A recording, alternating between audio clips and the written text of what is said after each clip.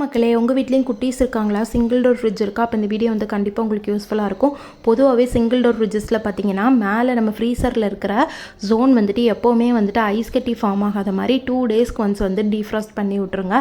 அந்த டீஃப்ராஸ்ட் பண்ணுற வாட்டர் எல்லாமே வந்துட்டு ஃபஸ்ட் லேயரில் வந்துட்டு ஒரு குட்டியாக ஒரு பாக்ஸ் மாதிரி இருக்கும் பார்த்தீங்களா, அது வழியாக தான் கலெக்ட் ஆகி பின்னாடி வந்துட்டு நமக்கு வரும். ஸோ அந்த லேயர் வந்து எப்போவுமே பிளாக் இல்லாமல் பார்த்துக்கோங்க. அப்போ தான் அந்த தண்ணி வந்து பின்னாடி இருக்கிற ட்ரேயில் கனெக்ட் ஆகும்.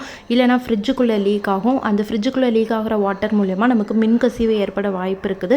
ஸோ கண்டிப்பாக அதை வந்துட்டு ஒரு 1 வீக் ஒன்ஸாவது செக் பண்ணிக்கோங்க. அப்புறமா மெயினாக நம்ம ஃப்ரிட்ஜுக்கு பின்னாடி இருக்கும் இல்லையா, அந்த வாட்டர் ட்ரேயில் வந்துட்டு கலெக்ட் ஆகிற வாட்டரை வந்துட்டு தண்ணியே இல்லாத மாதிரி அடிக்கடி வந்துட்டு டீஃப்ராஸ்ட் பண்ணி விட்டுட்டு அதை ட்ரெயின் பண்ணிவிடுங்க. இதனால் கொசு கூட ஃபார்ம் ஆக வாய்ப்பு இருக்குது. எப்போவுமே ஃப்ரிட்ஜை வந்து செவுத்துலேருந்து கொஞ்சம் டிஸ்டன்ஸில் தள்ளி வைங்க. மெயினாக ஸ்டெபிளைசர் வைங்க. இது மூலயமா வந்துட்டு நிறைய ஃப்ரிட்ஜ் ஆக்சிடென்ட்ஸ்லாம் தடுக்கலாம். மெயினாக குழந்தைங்கள ஃப்ரிட்ஜுக்கிட்ட அனுப்பாதீங்க.